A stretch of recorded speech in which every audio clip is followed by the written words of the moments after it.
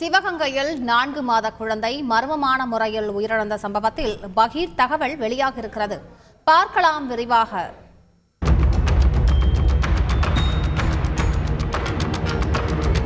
மர்மமான முறையில் உயிரிழந்து அடக்கம் செய்யப்பட்ட குழந்தையின் உடலை வருவாய்த்துறையினர் தோண்டி எடுக்கும் காட்சிகள்தான் இவை.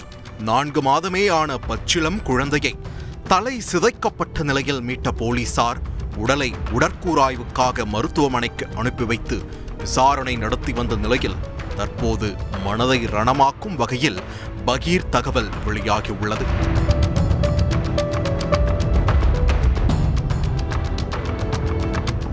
சிவகங்கை மாவட்டம் நாட்டார்குடியைச் சேர்ந்த தம்பதி சந்திரசேகர், மஞ்சு. 4 மாதங்களுக்கு முன் தம்பதிக்கு ஆண் குழந்தை ஒன்று பிறந்த நிலையில் குழந்தையை தூக்கிக் கொண்டு மனைவி திடீரென மாயமானதாகவும் குழந்தை குறித்தான எந்த ஒரு தகவலும் தெரிவிக்காமல் இருந்ததால் மனம் பதறிப்போனதாகவும் கூறி சந்திரசேகரும் அவரின் தாயாரும் பரபரப்பை ஏற்படுத்தியிருந்தனர். இதில் நாட்டார்குடி அருகில் உள்ள கோவிலில் கட்டைப்பை ஒன்றுக்குள் குழந்தை சடலமாக கிடந்தது பெரும் அதிர்ச்சியை ஏற்படுத்திய நிலையில் போலீசாருக்கு எந்த ஒரு தகவலும் தெரிவிக்காமல் குழந்தையின் உடலை சந்திரசேகர் அடக்கம் செய்தது பரபரப்பை எகிரச் செய்திருந்தது.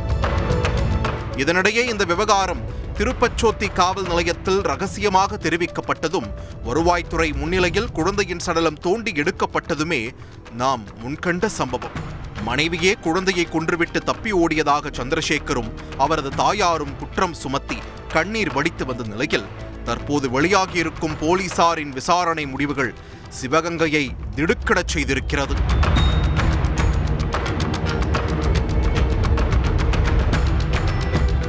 சந்திரசேகர், மஞ்சு தம்பதி இருவருக்கும் ஏற்கனவே திருமணமாகி இருந்ததும் இது அவர்களுக்கு 2வது திருமணம் என்பதும் தெரிய வந்தது.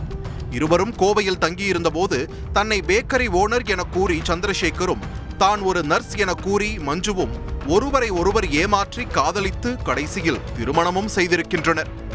இந்நிலையில் தனக்கு பிறந்த குழந்தை இருவரது ஜாடையும் இல்லாமல் சிவப்பாய் இருந்ததால் சந்தேகம் கொண்ட சந்திரசேகர் மனைவியிடம் அடிக்கடி தகராறு செய்து வந்திருக்கிறார். இதனிடையே மஞ்சு அடிக்கடி யாருடனோ செல்போனில் பேசி வந்ததால் இருவருக்கும் இடையேயான மோதல் முற்றியிருக்கிறது.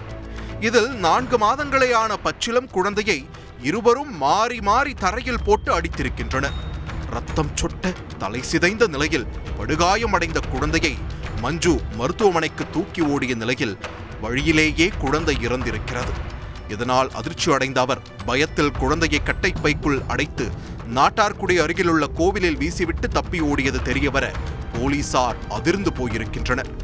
இந்த விவகாரம் தலைமறைவாக இருந்த மஞ்சுவை தனிப்படை அமைத்து தேடி வந்த போலீசார் இறுதியாக அவரை தென்காசியில் வைத்து கைது செய்தபோது வெளிச்சத்திற்கு வந்தது. இதில் மஞ்சு 3வதாக தென்காசியைச் சேர்ந்த ஒருவருடன் தகாத உறவில் இருந்து வந்ததும் அவரின் வீட்டில் வைத்தே கைது செய்யப்பட்டதாகவும் தகவல் வெளியாகி இருப்பது மனதை கொந்தளிக்கச் செய்திருக்கிறது.